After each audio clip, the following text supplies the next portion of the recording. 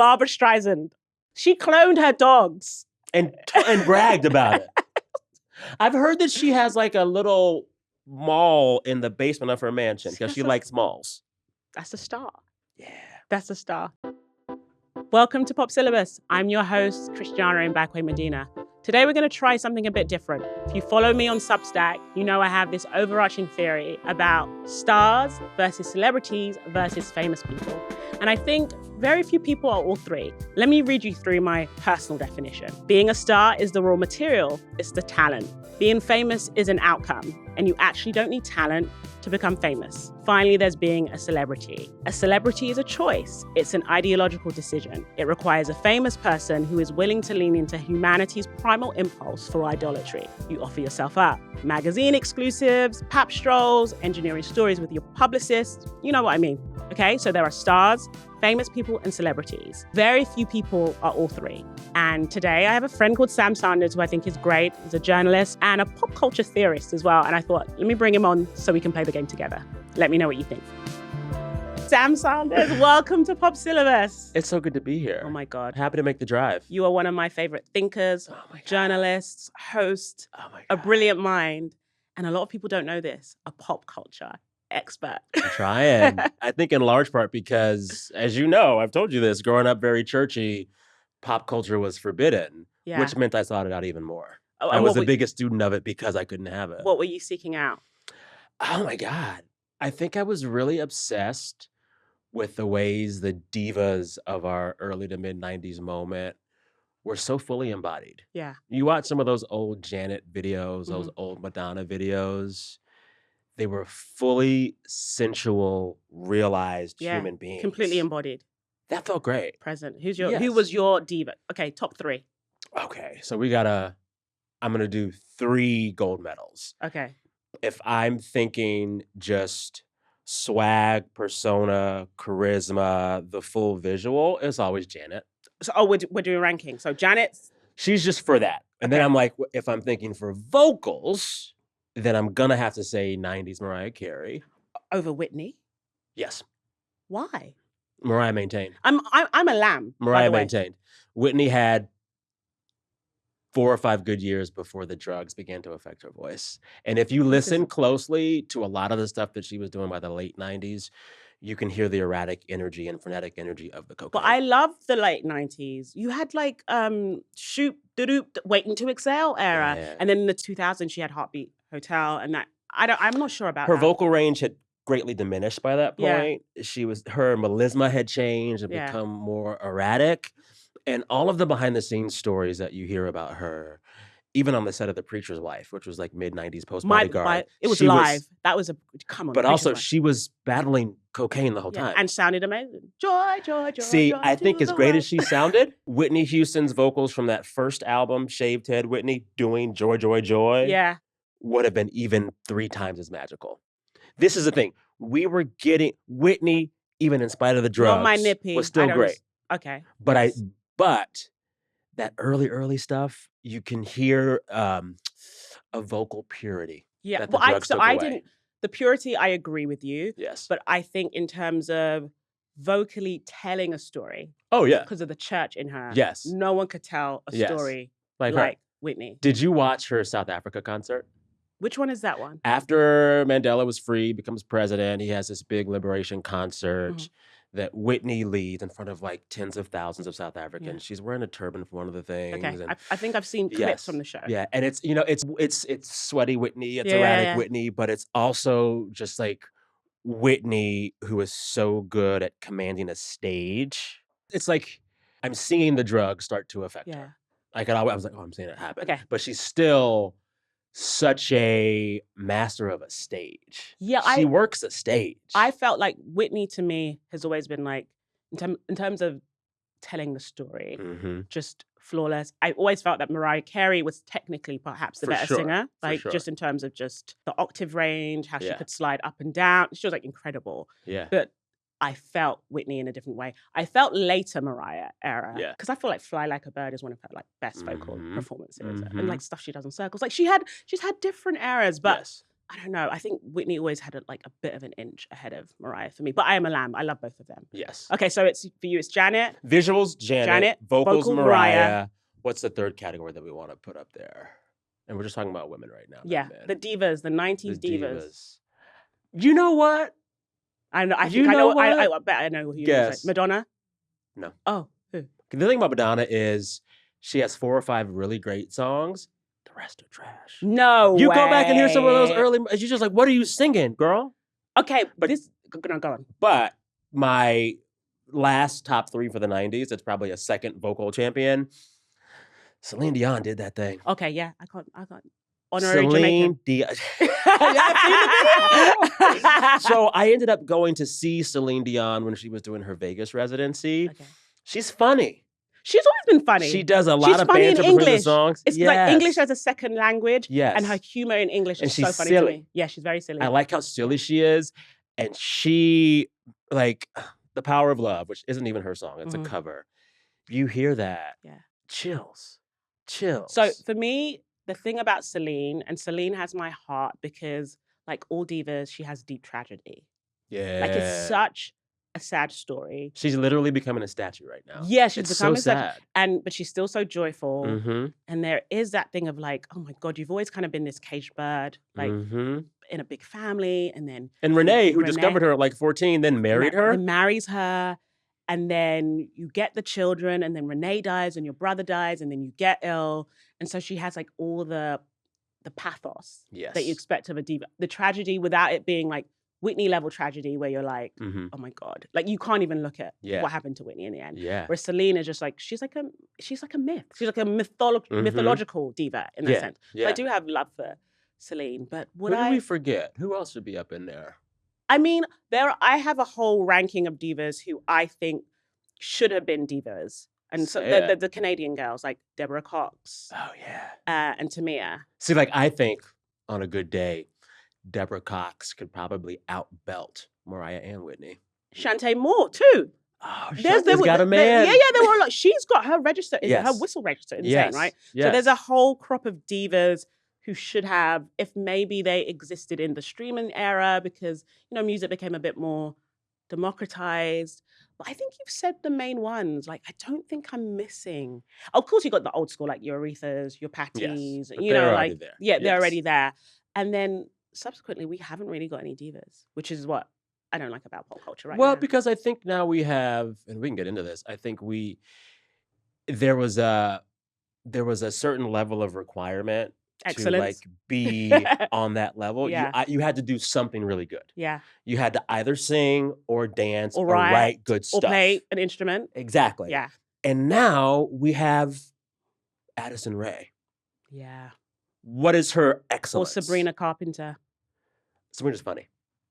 Sabrina can be funny, but I think then be a comedian. There you go. That's like for that's like Bette Midler tradition. That's a different tradition where you can sing, you can act, you can be funny, and you kind of cabaret. She's cabaret, right? That's cabaret. I'm talking about divas. But here's the thing with Sabrina Carpenter: when you go back to those old school videos of her like singing to her iPhone camera back on the day before she got discovered, she was singing down on Black R&B. Well, that's Renee. Renee Rapp can do that now. too. Renee Rapp can. Got it. She's got it. What's the other one? The Swedish girl. I wouldn't quite call her a diva, but Zara Larsson. She can sing. She can sing, right?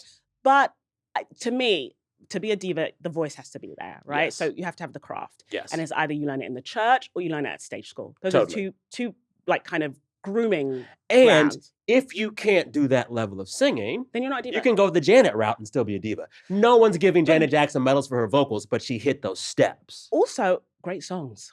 Yes. Well, she worked with the same production duo for like 25 years. Yeah, Jimmy Jam and Terry Lewis, who came out of the Prince machine in Minneapolis. And could play instruments. Exactly. And very musical. But this is the thing, because like I don't need all my divas to like belt.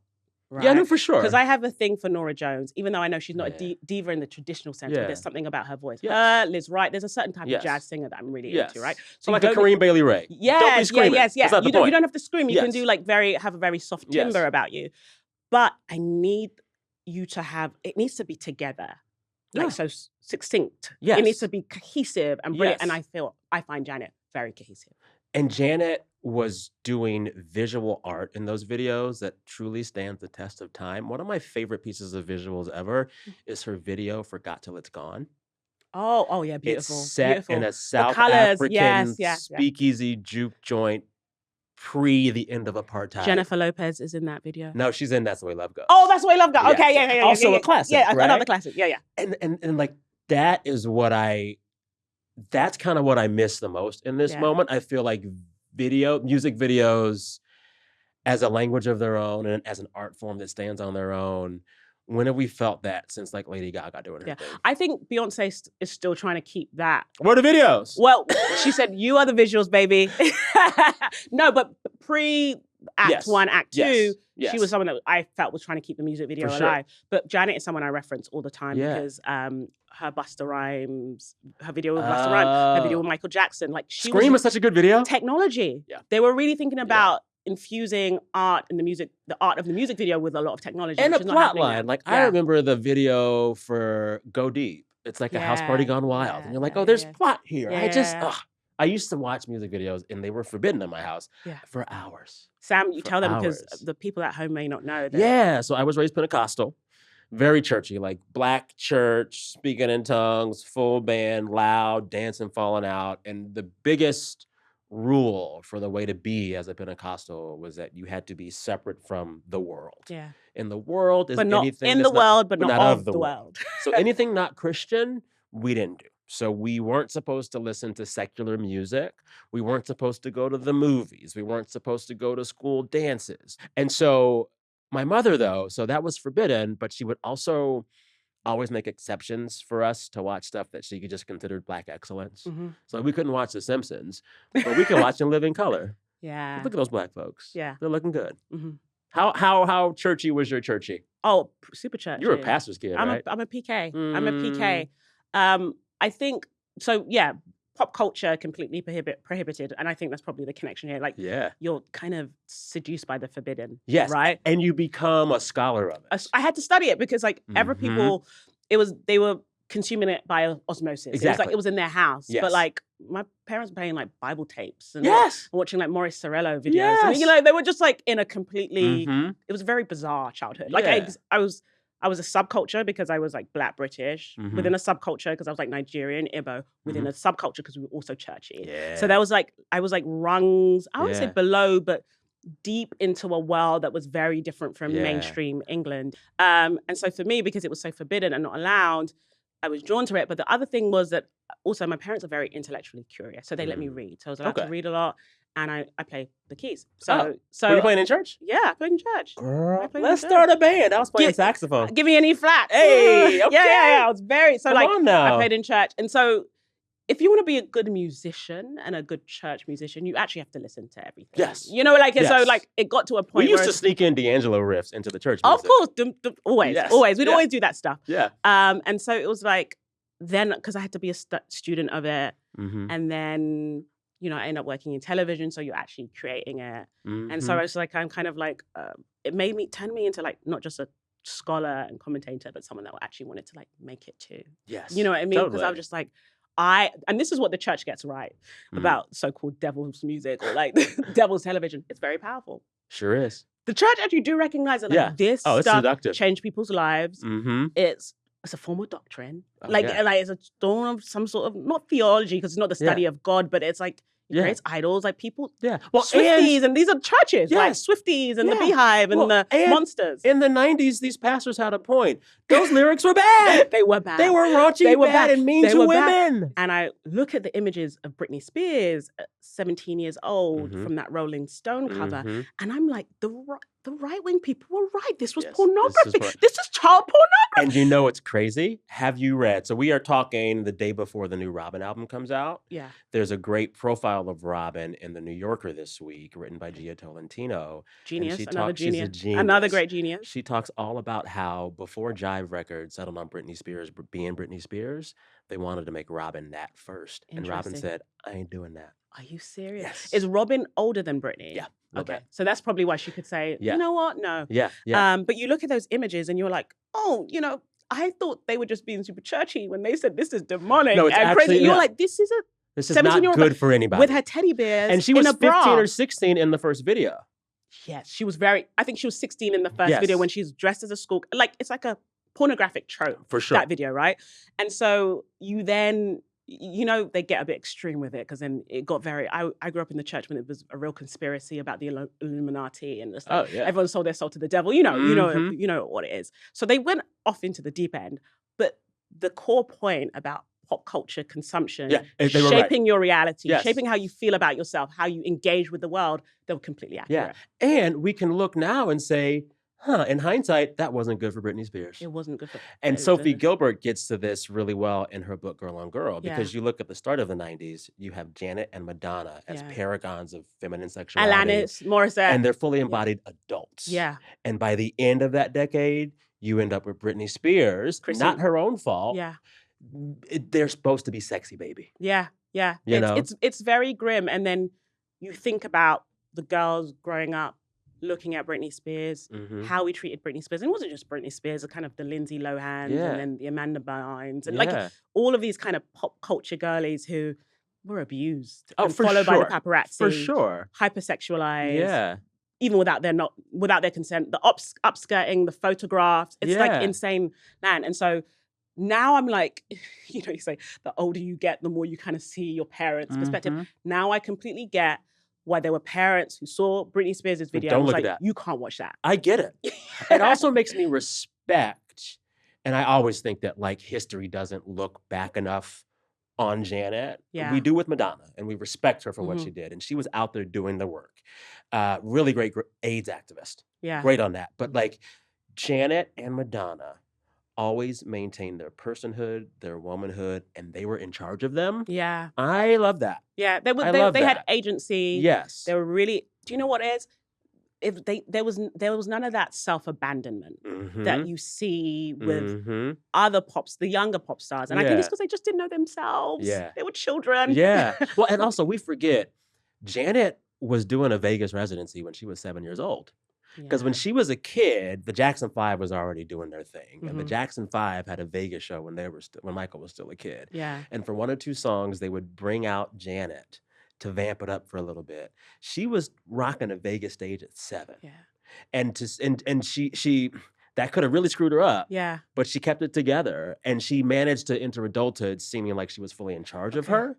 You know, the thing that this is the problem, because when you say she kept it together and it worked out, sometimes I'm like, maybe Joe Jackson wasn't that bad. Oh, he was that bad. Maybe you need a little bit of suffering for the greatness. Because we got Michael and we got Janet. Yeah, but listen, he like drill sergeant with those kids. When I interviewed Jimmy Jam and Terry Lewis many, many years ago to talk about just Janet, they both were like, it's really hard to overstate how much the music was just in those children's bones. Wow. He said, either Jimmy or Terry, he said when they first began to record with Janet, they noticed that even her breathing in between notes and words was on the beat.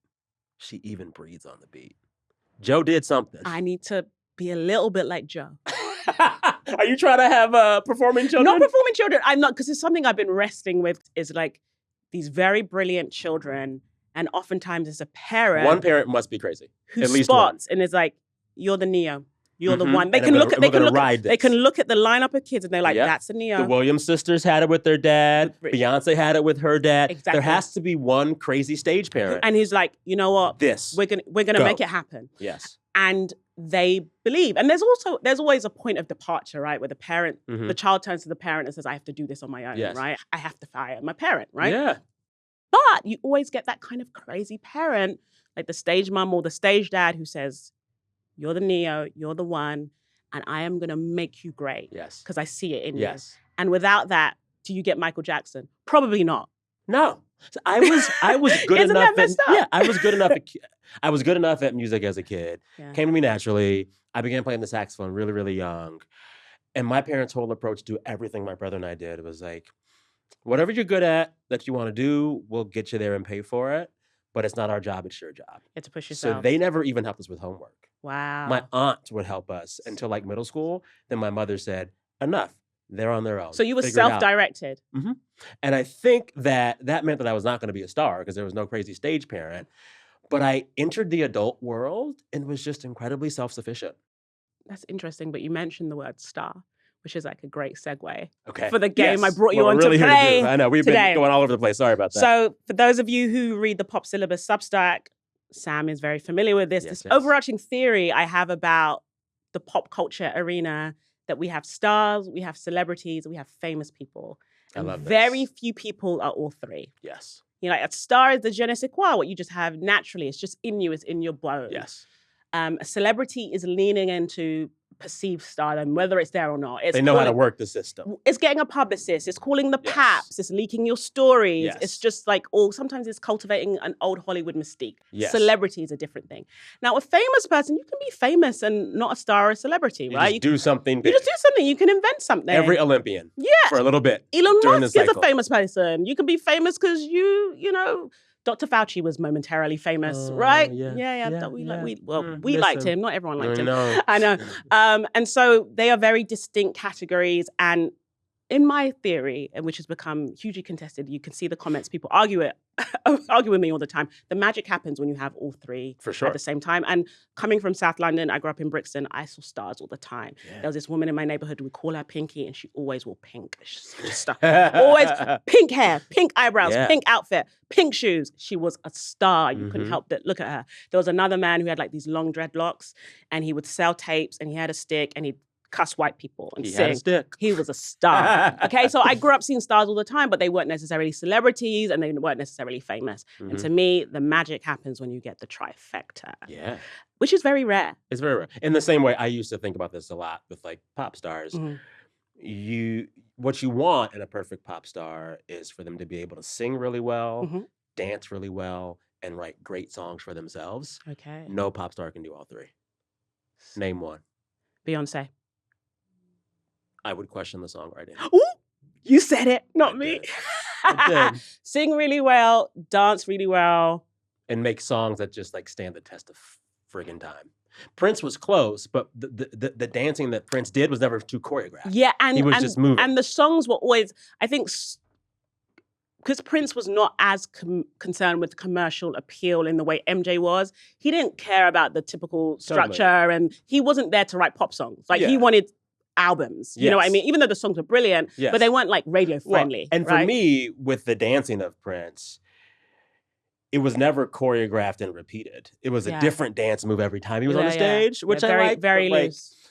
So Michael had it going on with the singing and the dancing, but when you listen to the songs that Michael wrote himself, they're weird. Yeah, he was. I think you know how his best songs. Quincy did it with. I was going to say he was Quincy's muse. Yes. He needed Quincy, and then Jimmy Jam. Not Jimmy Jam.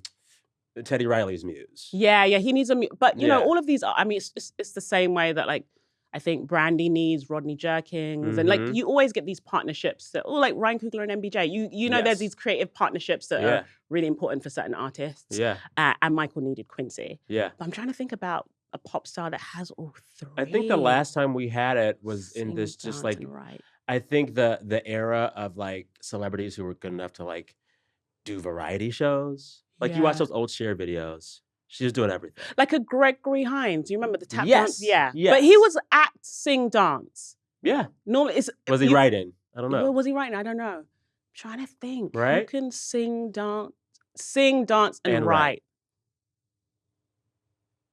That it has to be a Broadway girly. Yeah.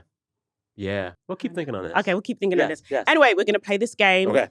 And these are the rules. You pick a name. We have to discuss. We both discuss. I want to write down so I can refer to it, the categories and their definitions, just so I don't mess it up. So a star, and they are that je ne sais quoi. You just have it. They've just got that thing, right? The charisma. The charisma. I wish you could see me trying to write je ne sais quoi. What's the next one? A celebrity. And which is like the active cultivation how to cultivate it. Kardashian energy. You see, this is why you're here. This is why you're here. The Kardashification of it all. And then a famous person, which is like Daniel Day-Lewis is a famous person. Yeah, your talent, your accomplishment, has meant that the world knows who you are. And sometimes it's just like, you know, you talked about being briefly famous, an Olympic athlete, or like there was that case, I can't remember, was in France when that man climbed up a burning building and saved a child. You know, like it's just like you have a moment where everyone knows who you are. Audra McDonald. Yes. She's just like famous. She's famous. She does the work. She's famous. And I think I also feel like when it's just famous, it's more genre specific notoriety. Yeah. All the Broadway girlies know exactly who Audra McDonald is. She is famous. But if you aren't into Broadway, you might not know. Exactly. And so And she doesn't care. there's sometimes it's like a chess. You know, like the chess. I don't know who the chess grandmaster is. Or like, I think a lot of tennis athletes fall into that category. Like people are like, oh, they won the slam in this year. And I'm like, I've never heard of that person. So yeah, that's the game. I like this. And since so then now I'm thinking. I love that you have questions. I do. Well, now I'm trying to think of like such a journalist. A test example case. Okay, let's do a test case. Beyonce is such a great star through which to look at all of these things because she's been omnipresent for decades now. I've answered this question. I know how I feel about Beyonce. Yeah.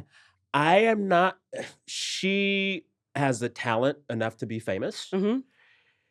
She and her team know how to cultivate a certain mystique and mystery that keeps her a celebrity.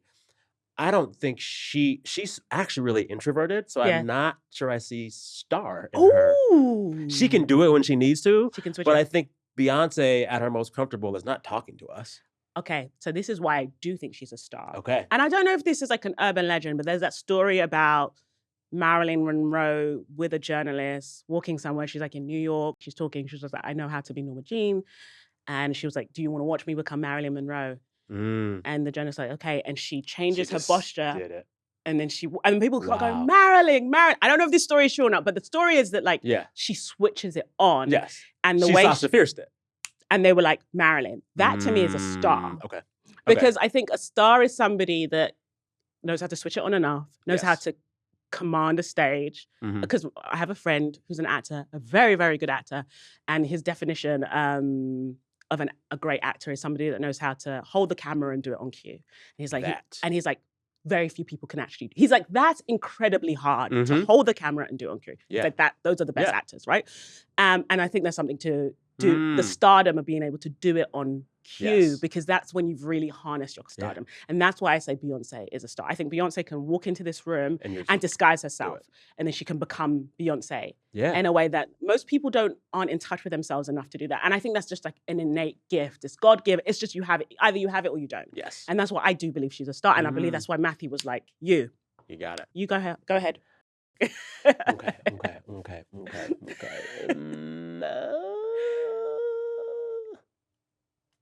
Sabrina Carpenter. Oh, are we ready? A famous person, not a star. I don't think she's a celebrity. I think that any celebrity that goes through the Disney kid machine has a certain capacity at performing celebrity. They just know the machine in showbiz. And I think that maybe she knows how to do that because all the Disney kids just get the biz. Yeah, that's fair. I think that what has been most confusing about Sabrina Carpenter is that the way she's used her celebrity to become who she is, I'm not sure it's the best expression of her singing voice. I mentioned earlier, there's these old videos of her in her bedroom singing to YouTube, singing R&B. Yeah, she can sing. She can really sing. And then you listen to this latest album, especially, and it all sounds like AI. It sounds like AI pop. Her voice has been processed and synthesized to the point where it feels robotic. She's also doing this thing that we mentioned earlier, just performing Sexy Baby. Yeah, I don't like it. In a way that I think, and listen, I'm a man saying that. I can never tell a woman how to present or how to look. Yeah. But I am not sure that persona matches her vocal chops. And I'm not even sure that we hear her real voice. Yeah, I was... That said, I loved Short and Sweet. Yeah, I like Short and Sweet. Yeah. I like the kind of like the more country-inspired tracks on there when she kind of she almost wants to be Dolly sometimes. Yeah. I like that type of thing. And Dolly, all three. All three. Come on, duh. Yeah. I think Espresso is like a really funny, smart record. Yeah. But the reason maybe I'm probably wrong on the celebrity piece, is because I don't see her getting papped all the time. I don't see her falling out. I don't know, but maybe I am not as attuned to the part of her that is doing the celebrity game. Here's where I think she shows celebrity. Have you seen those clips of, I guess, the last tour or tour before? She would have another celebrity come on stage and she'd sing sexy to them and then she would arrest them. Oh, okay. And she arrested Marcello from SNL. And it was a whole thing because he was playing, what is his character with the heavy accent on SNL? I can't remember. That. But like that whole thing, like she and her team know how to like associate with other celebrities to raise your celebrity game. Okay, we'll say so she's a celebrity. She's a famous person. Is she a star? I think if she leans into that actual singing down voice, she could be. Okay. You gotta really She's sing. two or three. She's 2 out of 3. I'm looking again. Okay, star. No. Celebrity, yeah. Yes. Famous. Yeah, she's famous. Yeah. Okay, so 2. All right, so let's 2. see. Let's see who I got. Oh, Wendy Williams. First, I gotta say, I feel Oh. so sorry for that woman. I She has know. gone through it. Yeah. And when we think about, like, when I think of like interviewers who have like set the stage for all interviewers who come after them, there's Oprah and there's Wendy Williams. There's Wendy. She's so good at it. Wendy is a star. Mm-hmm. I don't know if you guys at home listening, if you ever get the chance, look up like archival footage of her when she used to be a radio DJ. Her radio stuff was amazing. In New Jersey when she's like in her early 20s, and she's so beautiful. And she could go for hours. Yeah, she's got this gorgeous hair, these beautiful eyes, and she's just like, she's so Jersey. Mm-hmm. She's a star. Yeah.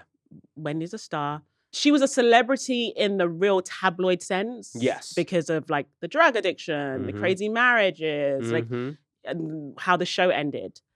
Now, famous person is interesting. I think she's like famous in terms of the notoriety, but I don't actually think she's recognized as famous for the thing that she's really good at, which is like being like Black Barbara Walters. Yes. She would get people to say anything. And she would get people who hated her to still come and talk to her. Have you heard the clip of Whitney Houston calling her and kept trying to go off? Wendy. Yeah. I used to listen to it. Yeah, but like that speaks to the skill of an interviewer. Yeah. I'm going to talk shit about you. You're going to hate me, but I'm so good. You're still going to call You're going to phone me up and be like, yeah, of course. Yeah. Incredible. Yeah. Incredible. We love Wendy. I don't know. I just wanted to get better. I hope she's okay. I couldn't watch the doc. I watched the doc and I cried. I don't know. I love her. I love her version of Mess. How you do it? Yes, it's so good. But yeah, I'd say she's 2 out of 3 because her fame didn't necessarily translate into the thing that she actually did. Yes. People just saw her as a messy person rather than like a brilliant. She's definitely a star though. She has the charisma. She's a star. Has the charisma. Okay, your turn. Okay. I want to get Zendaya because I have oh, this one fell out. Let's just use that one. Who is it? Zendaya. Oh my God, it's getting witchy. You manifested. I manifested. Oh my God. What's your take? Zendaya, I believe Zendaya is a star. Mm-hmm. There's just something about her. You know, I think it's the way she, I don't want to say plays small because that's not the right way to put it. She has a very quiet presence to her. Like even when she does the red carpet and it's a very theatrical thing. She doesn't say too much. She doesn't say much. She kind of just glides on the red carpet. The outfit does the talking. Law gives us all a dirty look, who we love. And then it's just like, she's just... Yeah. And that is very powerful. I think she's a celebrity in terms of the old Hollywood mystique. She has the mystique.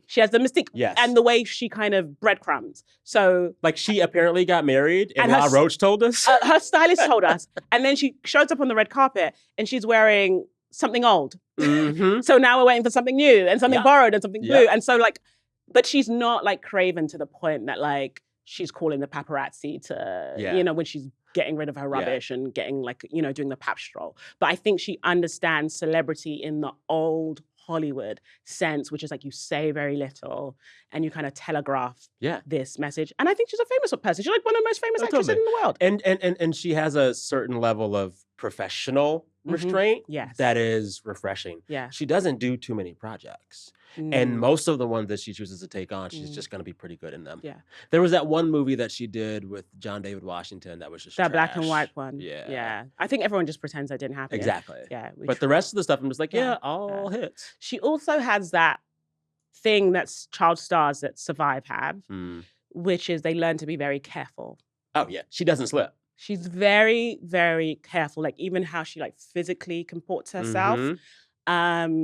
She's just very careful. And I'm like, oh, you've been in this business for a really long time. You really want it. You're grateful. Like she doesn't have the entitlement. But she's always on. When she's in the public, I don't know how she is in her personal life, but she's always on in a very smart way. You're never going to get her on video cussing someone out. Yeah. Well, and I think, and this is not part of the rubric, but I think what makes a celebrity really lovable is the ways in which their face can emote and be big. Yeah. And I always think that like the perfect movie star face is Julia Roberts' face because it's massive. Yeah. So it can emote. You want my Julia Roberts conspiracy? I do. I think she's passe blanc, but then but go. But like when I think about Julia Roberts' big, almost hoarse laugh, when Zendaya laughs, it reminds me of that. Yeah, she has her laugh is big. Yeah, she had the eyes and the smile. Yeah. And I can't remember who you mentioned. You were talking about Whitney's vocal purity. There's like a purity to them. Not that they have pure lives, but there's something about their spirits that you're like, oh, they seem kind. You don't know if they are kind, but you're like, they seem kind. I want to root for this person. Yeah. And it's like the girl next door. Mm-hmm. More on Julia Roberts. Speaking of girl next door, you had more thoughts. Yeah, my friends always laugh at me because every 6 months I start my conspiracy that Julia Roberts is really black. You know that Dr. Martin Luther King Jr. paid for her delivery. And then I'm like... Yes, because, fun fact for those who don't know, when Martin Luther King and his wife Coretta were trying to send their kids to acting classes in the South, which was segregated, they couldn't get their kids in. Julia Roberts' family had an acting school and they took in those children. I wonder why they took in those children, huh? I wonder why they... She got a real good curl on her. I'm like, the curls... and the lips and the cheeks. I'm like, guys, that's my conspiracy. Yeah. That she's passing but doesn't know it. I love her so much. I just rewatched Pretty Woman a few weeks ago. There will never be a better movie star. We watched Hook because my kids were introducing them all the classics, and she was such a great Tinkerbell. Yeah. But My Best Friend's Wedding. Oh my God. She can do no. I could do an hour on Julia. Mind you, she's the most profoundly unlikable character in that film. And she's a felon. And you're rooting for her. Also, she was messy in real life. Like I forget which film it was, but she basically leaves her man, and one of the camera guys, she convinces him to leave his woman. Oh, that's a star. And then she ends up wearing a T-shirt that's like mocking the name of the woman the camera guy left. Oh my God. She's messy. I love her. I love her. I love her. Okay, my girl. Let me see. Oh my God. I'm so glad we got Zendaya. Oh, I know. You manifested it. I'm nervous. Who's this? Oh, she's in the new Chappell Roan. After you, Sam. I want to breathe deeply. Okay. Is she a star? And preface this by saying, I don't know how I feel about Chappell being famous or a star or a celebrity, but I do know how I feel about the people around her. They're not protecting her. Ooh. They are not serving her. Tell me more. She has had so many situations of just continuing to speak when silence would serve you so much better. The Zendaya. She should be Zendaya. Yes. Zendaya. And whenever I see her pop up in the news again, I'm like, where's her publicist? Where's her manager? Where's her team? Where's the lawyer? Where's the agent? Someone needs to just say, yeah, Chappell, you're right. Give us the phone. But do you think she doesn't seem like somebody you can tell what to do. I've heard she's run through a few management teams. Oh, I love that. Yeah. But okay, I will say this. That debut album is phenomenal. Yeah. Casual is one of the most visceral breakup love songs I've heard in many years. And she can freaking sing. So the skill and the talent is there. We cannot deny it. You even watch those old videos of her like busking in Central Park. She's good. Girlfriend has it. She's good. I think she's a star. Okay. Do I find her likable? No, but you don't have to be likable to be a star. That's what people forget. You just have to make me want to look. Yeah. That's an element of, sometimes it's the likability factor, like Zendaya. Yeah. Sometimes it's like Chappell's like, you're so annoying, but what did you do this week? She's not good at being a celebrity. She continually screws up the 101 of celebrity. She does, but I think if the paparazzi stopped following her, she would be so annoyed. Oh, for sure. I think they are in this dysfunctional loop. Yes. The paps, because you know, people forget this about celebrities. Like the paparazzi, they know these guys' names because they see them so much, right? It's like a select group of guys who do it as their day job. Think about it, like the doorman in a building or a security guard somewhere. Joe. Yeah, hey Joe. Okay, Rihanna's really good with she'll banter with a pap. She is all three and then she's all three and then some, right? But she'll like, how you doing? How's your wife? Good to see you. Yes. Like, there are some celebs who are really good at doing that banter and they've been doing it for so long. Chappell, I think, is still getting used to it. She's also very young. I don't know how she's like 20. I don't. No, she's not. She's in her 20s. She's in her mid-20s. She's in her mid-20s, but we let white women be very young for a very long time. But the frontal lobe doesn't come in until you're like, I don't know. I don't know what they say. And this is a thing that we have to remember about a lot of these stars, especially when they get famous very young. Often that means they don't even finish high school the same way that we do. Yeah. Arrested Development. Yes, these are not book-learned individuals. They're clearly genius in some respect. Yeah, creative geniuses. But they didn't major in fine arts. Yeah. Okay? And the other thing is like, and this is like my bigger theory on fame, having like really good friends who've become famous very suddenly or been famous for a long time. Becoming famous is a deeply traumatic event. Mm-hmm. And they say about like significant traumas that sometimes you stay the age of that trauma. Yep. So Taylor Swift is still 15. Frozen in time, right? And so like it's a deep trauma and it's very hard to relate to everyone in their world, and the people that love you most don't understand you. People think fame changes people. It doesn't actually change people, it changes everybody around them, right? So it's a very dehumanizing experience. It's like, extreme wealth, extreme poverty, very dehumanizing. Mm-hmm. Fame, very dehumanizing, right? So there's this element of like, if you become famous at 17, you will you'll meet a 50-year-old who has a lot of the traits and the impulses of a 17-year-old. And so I think some of that is, when I say Chappell is young, I mean like, it's that like, and then you get the money, and it's and then you end up, because I've seen some of these stars and they're moving around sets and such. There are always, every second of their day, 10 people just around. Yeah. And they're all on a payroll. Yeah. And you don't know what they're doing. And the star might not know either. Yeah. But they know in the back of their head, they got to keep working to pay these people. Yeah. I won't say who told me this story, but they did a meeting once. And they said in the meeting, they were like, I pay you, I pay you, I pay you, I pay you. And I feel like none of you look out for me, right? And that's a moment that people have when you're just like, oh, this is just their job and this is my life. So there's like the paranoia in it. And so I think there's a lot of that there happening with her. So I do give her grace. But to what you were saying earlier, that we let, white women be children, we infantilize them for a really long time. Yes. To your point, it's just like, girl, grow up, right? I mean, Taylor Swift still writes about prom. Yeah, she does. The Swifties are in my comments right now because of our Swiftynomics episode, so I don't even want to address her. But it's just like, I think Chappell's a star. Mm-hmm. I think she's a reluctant celebrity. Yes. I think she has a complicated relationship with celebrity, which makes it even more entertaining. Yes. Because it's just like, did your security guard shout at the kid or did they not shout at the kid? It's just like, she gets in all of this stuff. And I think she's also a famous person. Yeah. Because she's like the Gen Z girl of the moment. Yeah. I'm going to give her this, though. Okay. She will say Palestine. She will. I sure appreciate that. Yeah. Our biggest pop stars used to protest. Used to be involved in activism. Yeah, I have a theory about this. Please tell me. I think it's media consolidation. These companies are so big, but go ahead.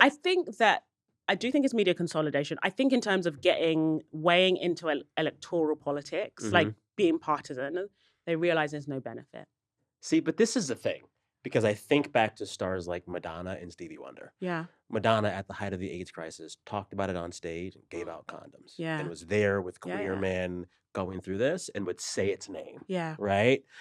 Beyonce made Renaissance, an album that is queer. Yeah. And that is informed by queer Blackness and informed by many people who came up at the height of the epidemic. It's dedicated to her Uncle Johnny, who died of AIDS. Mm-hmm. Have you ever heard Beyonce say AIDS? I don't think so. Yeah. Or like, I think about Stevie Wonder. Mm-hmm. He got arrested. There's a really great shot of Stevie Wonder in a fur coat and sunglasses getting arrested for protesting. I want to say it was about apartheid. He wrote his rendition of Happy Birthday to lobby for MLK Day to become a national holiday.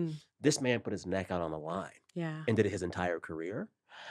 I don't know what happened. Yeah. But the stars don't do it anymore. And then they'll nod at it. Yeah. They will nod at it symbolically. Like Kendrick Lamar's halftime show performance nodded towards... They traffic some of it in. They traffic in the iconography, right? But they won't necessarily make overt statements. Yes. And if they do, it's careful. It's so careful. Which is why I love someone like Jill Scott even more, because she recently at Essence Fest performed a version of the national anthem in which she changed all the lyrics to be an indictment of America and the way it treats Black people. Yeah. Use the words. Yeah. Use the words. So I get what you're saying. I think there's too much money. Now there's way more money now. Like the rates now are crazy. Yeah. The amount they could lose by doing that. But also, don't they have enough? Cost of living, no, you never have enough. They never have enough. No, they don't. Beyonce's a billionaire. No, but it's like, I'm just talking about the class of celebrity that maybe, you know, can afford to fly first class, is working rich. It's like, I don't have family money. Yeah. Living in LA, having a team. I mean, Sweeney spoke about this and people got really annoyed. Yeah. But what she was talking about the fact, like, I don't come from family money. Yeah. I pay my agent this, my lawyer this, my manager this, my business manager and there's some arrangements where like 30 to 40% of your gross might go to other people. And then she's like, and then I'm left with this and I have to keep working because a starter house in LA is $1.5 million, right? And people are like, oh, but you still make... And she can't live around everybody else. No, and so they're talking about like the business, the actual like business of celebrity, especially now when there's not as many TV shows, there's not as many endorsements, digital is in flux. These are nervous people, right? And then, and it's not even like having enough. They're just not as wealthy as you think they are, right? That's for sure. So for a lot of them are like, I'm afraid to speak because just like you, I need my job. I'll lose my job. So there's that element of it all. I think the other side of it is just like some of them don't know what to say. Yeah. They don't know. They're like, I actually really respect them when like, guys, I have to do my research. They can't talk about this in like nuanced terms. And I resent for them the expectation that these should be the people to educate us about what's going on in the world. And I think that so much of that pressure to have celebrities say the thing is a result of our electoral politics not having actually worked for us in 15 years. Yep. We've had several election cycles now where the party that gets the most votes across the country doesn't get the chambers of Congress or the White House.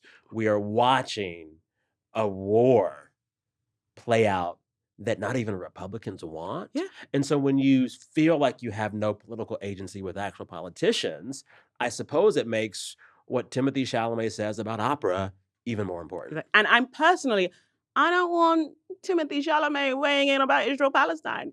I actually think it's a broken system if our pop culture icons are like where the civic discourse is happening. Like, and I get it. I think it's beautiful if that's what you believe and that's what you want to do.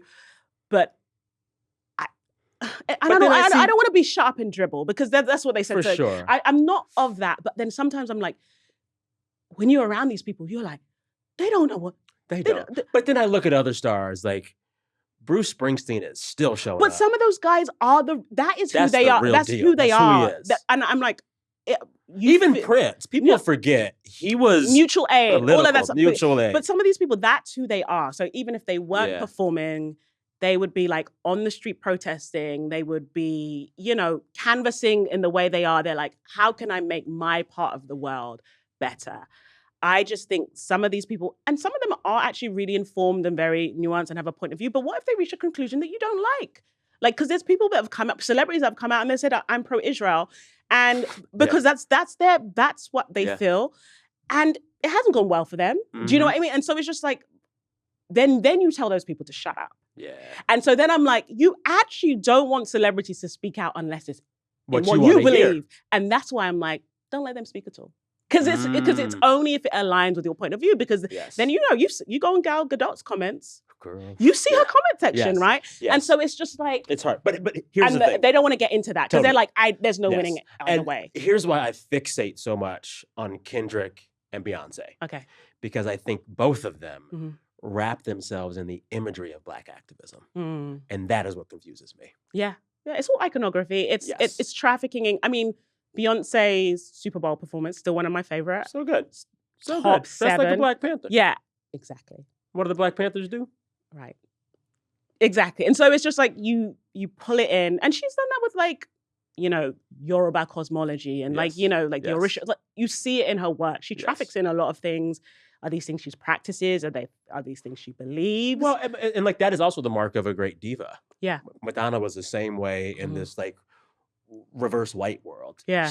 She would suck up every marginal culture that felt new and fresh and then make it mainstream. Yeah. That is a skill. That's a skill. That's a skill. Because I'm with you. I used to get so upset because I'm somebody that like, I have very strong opinions and I'd get upset when like I felt my icons weren't saying what I wanted them to say. Mm-hmm. But then I realized, and this is what you learn about pop culture, and especially like in the pop syllabus world, the people that listen to pop syllabus and read it, they're all over the political spectrum. Yeah. They diverse racially and gender, sexuality. They probably wouldn't get on in real life, but they all love pop culture. Yeah. And so they're actual fans and they're consumers. Mm-hmm. You'd be surprised how they vote. And so they're just like, you know what? I'm gonna wash my hands. Let's get back to all right. Let's get back to pop culture. Right, all this was true. All this was true.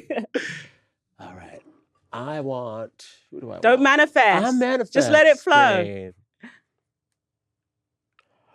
I'm scared. Oh, who is it? Kamala Harris. Oh. Kamala Harris. I want to put some respect on her name. Okay. She went through it. We all would have been better off if she was in that White House right now. So whatever we say after this, utmost respect. But yeah, what's your take? I don't think she's a star. I think Trump's a star. He is such a star. It hurts. Unfortunately, he's so funny. He's so funny, right? This is what I hate to say. It's funny. Like Obama's a star too, right? You know, like they have that stuff, and that's what I say about being a star. It's not necessarily likability. It's when you just like. But can a woman politician ever be a star? We don't let women politicians. I think Margaret Thatcher was a star. Oh, I think Ann Richards was too. She's a Texas governor from back in the 90s. Yeah. I think that you get plenty. Okay. I think Hillary's a star.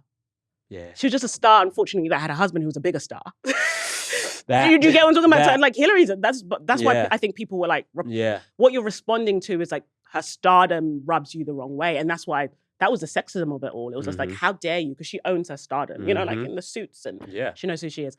But I don't think she's a star. I have found myself, you know what, I used to cover politics, covered a national election. I don't cover politics anymore, but when I want to put on that political reporter hat, I do and I can, and it feels good.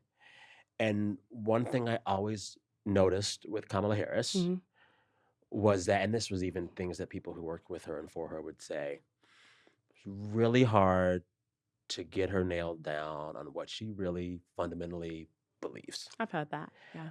And I think a lot of times, and this is a deficiency of our American political system, it's all about who you like and the visuals and performing celebrity and stardom. People want to look at someone like a politician or a president and be able to say, whether right or wrong, here's their nut graph, here's their elevator pitch, here's their mission statement. Yeah. It's that. No one ever got there with Kamala Harris. Yeah, because I think, and I'm kind of expounding on my theory of stardom here, there's something about stardom that is clarity. Yes, there's a clarity. There's like Beyonce is this. Donald Trump is this. Obama is this. Chappell Roan is this. Kamala Harris. If there's no clarity, you can't, because you have to be just legible to people, right? Yes. But I even feel guilty. Don't feel guilty. Having this conversation because like some of those questions around her and who and what she was led to what we have now because that guy's in the White House. And I'm like, oh, snap. Was my job in the run-up to the election just to only be a booster? No, I think the other guy, part of what makes him a star, right, is that he is what he is. Yeah. Whether you like it or not. Yeah. There's no confusion, whatever point on the political spectrum you are on, about what he means and what he says and what he believes. There's no confusion. Yeah. And that's the thing about a star. People just need to instantly like feel it. You know, it's I don't know, it's kind of witchy. It's not guttural. I just it's just primordial. It's the anointing. It's the anointing. But I don't know what type of oil Trump has. I don't know about oil, baby. Snake oil. Snake oil. But like, it's just like, it's just that thing, as Lauryn Hill would say. Yeah. And so it's just like you either have it or you don't. And as I keep saying, it doesn't mean you like it, doesn't mean you enjoy it, but you have to keep watching. And I don't think people felt they had to keep watching her. Yeah. And so for me, I never felt like she was a star. And I think, you know, and people always get upset when I speak about her, you know, the amount of messages I get. I think one of her curses was that she was very beautiful, right? So like... Say more. It was just it was the reason that got her in the room, like being a palatable face of blackness, light-skinned woman with, you know, beautiful straight hair. But then beauty means people take women less seriously. So I think there was part of that. And I think she was always playing down her beauty and her, there was part of her that she was just performing like, don't look at me. I mean, Obama got in trouble by saying that she was like the most beautiful. Yeah, but that was a boneheaded comment. But you know, like. Yeah, but totally. I think there's an element of that. But then I also think that like the palatability and how she looked was why she got as far as she did. Does Stacey Abrams become VP? Right? If we're talking about qualified and gifted and you know, there's a debate to be had about colorism and aesthetics and and then you like politics. You compare it just to like the men that we allow to be politicians. Most of the men politicians are ugly. Yeah, they just have to be tall. I think there's the short president never lasted, Nixon. Like I think it's just like they just say you have to be. They're just like they've done all of these studies about like there's an average height of a politician. Yes. Most people who have been elected are over 6 foot. Like, you know what I mean? Obama was 6'4", right? Yeah, he's tall. He's tall. Obama's a handsome man. He sure is.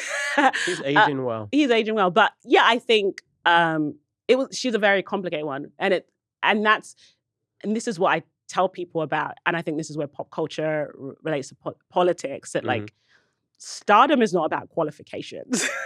Say that again. Doesn't matter if you're qualified. Say that again. Stardom can mean that you can actually jump the hoop. Oh, yes. And you become known for not doing anything. We know this because we both grew up in Black churches. And every Black church worth its salt had at least 3 women who could out-sing the best-selling divas of today. Oh, yeah. Every church had them. Yeah. But it's like, do you have all of the things in the right formula to be that kind of star? Are you the star? And it's like, because if it's about vocal prowess, like I could, you know, walk down to a Baptist church and I can find somebody that can sing Sabrina Carpenter. Down. Exactly. But it's never been, it's not about that, right? And so it's about people responding to her. So I don't think she's a star. I don't think she's a celebrity. I think she's a famous person. Yeah. I think she's a famous person. What do you think Kamala Harris thinks she is of the 3? Ooh, that's a great question. That is wow, you should be a journalist. One day. I think she feels like an imposter. Oh, that breaks my heart. Not in a bad way. Okay.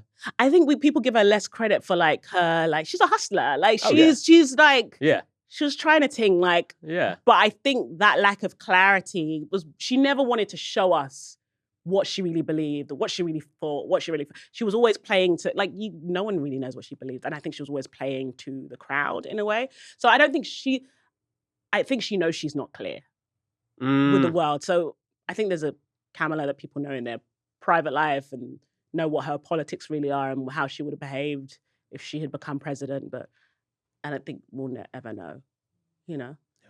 And I think that's, and the sexism and the racism, that's what people were responding to. Yeah. Oh, I love this one. Barbra Streisand. I want to go back to your rubric.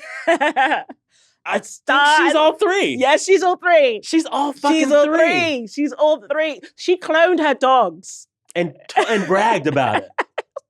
I've heard that she has like a little mall in the basement of her mansion because she likes malls. That's a star. Yeah. That's a star. Your turn. Okay, no argument there. She's all 3. So easy. So easy. So easy. Oh, I got 2. Oh, Lord. We're going to do both of these. Okay, let's go. It's Will Smith and Miley Cyrus. Ooh. Which one first? Let's do Will. Okay. I want to hear your Will theory. Because I have a Will theory. Oh, no, I want to hear your Will theory first. I think Will and the slap was the culmination of having to be America's happy, magical Negro for 25 years. Tell me more. I think at every turn, even when he was a rapper, he was presenting a clean, sanitized, palatable version of Black man. Even when he was rapping, he's like, I don't curse. This is family friendly. It's all safe. He was never really tapping into the full spectrum of adult emotion. We wanted him to be happy. Like, think about him in movies like The Legend of Bagger Vance. He was a magical Negro. And I think all of that suppression. Independence Day. Yes. All of that. Yeah, he saves the day. He saves us, and he's only happy-go-lucky. Yeah. And I think The pursuit of happiness. Thank you. Yeah. And having to be that, and having everyone in white Hollywood and Black Hollywood basically say that you're like the great Black Hope. He was the king of the summer box office for years. Yeah. That weighs on you. And I think that the slap was not about Chris Rock. I think it was about all of that. And you think he did the slap to assert his masculinity? No, I think he wasn't even... I don't even think the synapses were firing all together. It was all subterranean. There you go. It was just...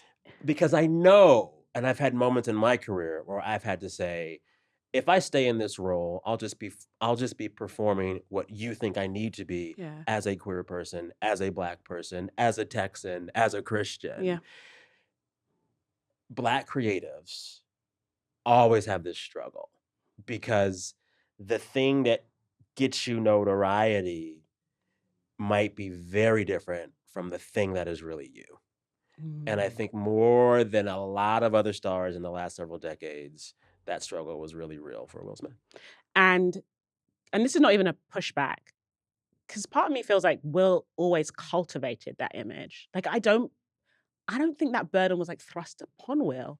I feel like he felt like he has all this kind of like new age spirituality. Like, I manifest, I can't fail, I'm intentional. I just always felt like he felt he presented his life a certain way. For sure. He says, I've got this beautiful blended family, and I've got these talented kids, and I've got this wonderful wife, and, you know, I'm a family man. I don't think people were craving that from him, because who's his contemporary? But they sopped it up. They did, but his contemporaries like Tom Cruise has always been like very interesting and kind of prickly. Yes. And I think it's obviously the Scientology that made people feel like, oh, he's weird. But Tom Cruise has just been Tom Cruise, right? Yeah. And just rode his own wave. It always felt that Will was leaning into the family image more than perhaps we demanded it. I don't know. I think because he's Black. Yes, that's true. I think That's there true. was a pressure Yeah. on a Black man like Will Smith that a white guy like Tom Cruise would never feel. Yeah, you're right. Now, that said, Tom has had his fair share of insanity. And we could talk about that for a while. But yeah, I don't know. I still have a soft spot in my heart for Will Smith. And I'm not sure I need to, but I do. First of all, I think he's all three. Yes. Like, yes. Yes. Just the rare trifecta. Yes. And kind of effortless. Yes. Well, and like also part of what makes you all three is when you can make something that is actually bad and everyone still loves it. Like Wild Wild West. Yeah. Or Hitch. Not a great movie. No. Or some of those albums. Not great music. Yes, but also the thing about him, and maybe this is me, I love a striver. Yeah. And Will wants it so and you much. See it, it's and you palpable. Feel it. You're like, whatever his wound is, it's so clear. And he's like me, love me. Yeah. And you can tell that he's grappling with the fact his marriage has failed. And because Jada was like, we weren't even married. Why are you up there slapping someone, calling me your wife? And I still can't figure out what the slap meant and why he did it. I think you have a really compelling theory, and I'm going to go home and think about it. And I also wanted to be challenged. Yeah, no, sure. but I think it's not an angle I thought about before. Knowing people that have had hair loss and alopecia, that's especially for Black women, it's traumatizing.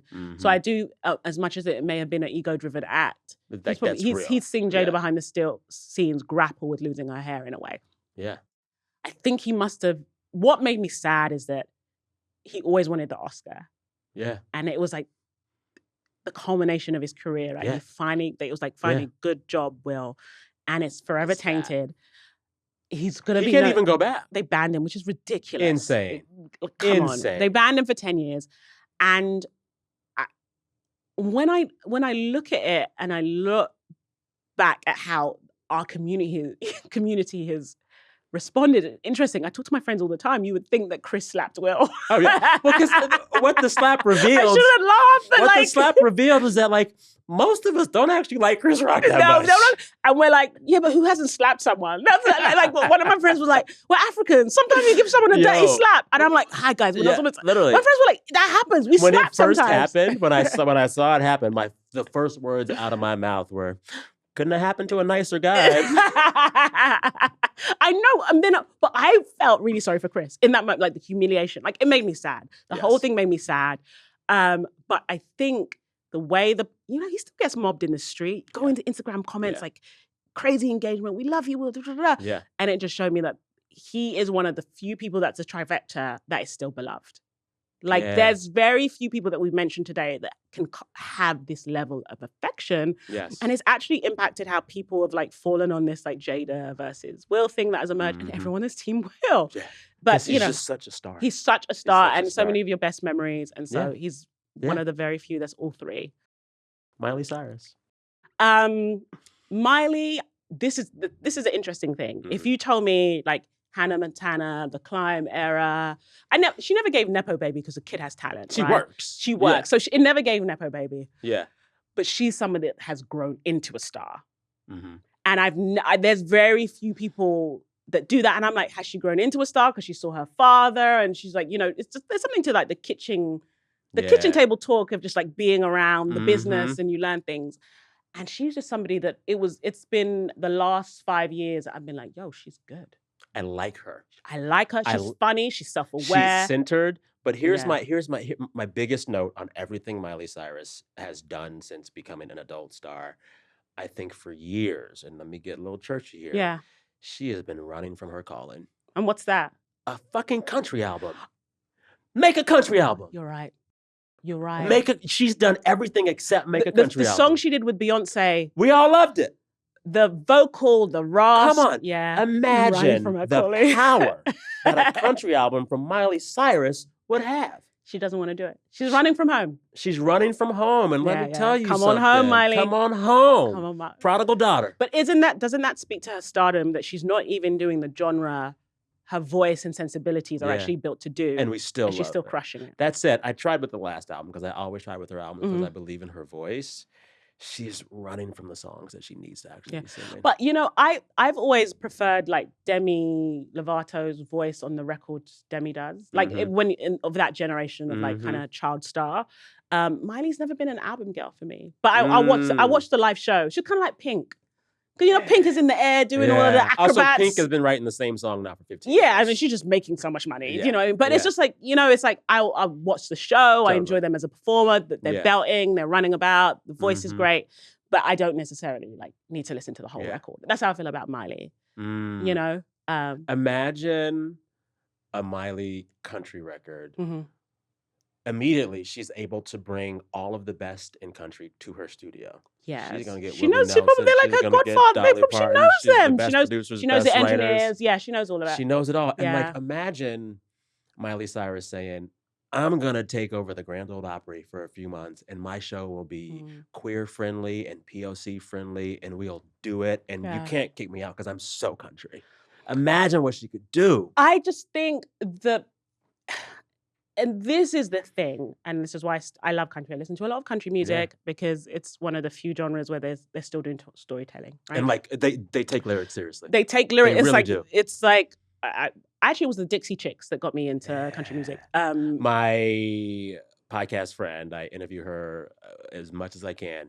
Tressie McMillan Cotton. Oh, we love Tressie. She says that we don't have Taylor Swift without the Dixie Chicks being canceled. Wow. See, Tressie. We need She's to it. Tressie. I want to hear you and her I know. I need to bring her on. Yes. But it was the Dixie Chicks that got me into it, and I just love the storytelling because it's all about, like, it's really sad, like alcoholics, and you know how it goes. Yeah. And the thing is with Miley, I don't know how she channels that because there's an element of like country, because country is like white hip hop. It's not white, but you know what I mean. Yeah. Whereas just like it's much better when you're poor. Yes. Yes. Yes. Like, it's like especially like the bluegrass. It's like much better when you're just talking about like you're working your stupid job at the gas station and someone comes in and they want a coffee and then you run away with this guy and then you both shoot yourselves, the end. But so I'm just like, maybe that's why she doesn't want it won't feel authentic in terms of what she's singing about. But I don't know, I could be wrong. So Miley is a star. Is she a celebrity? I really think she's all three. She is all three.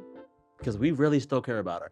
I have not rocked a Miley song hard since Flowers, and that was years ago at this point. Yeah. And I still am obsessed with her. And she still does, like, I think Met Gala, she'll be there. She likes all the big things. Yeah. Like if Miley's, you're like, where's Miley Cyrus? She's such a star that black people just forgot about the whole twerking phase.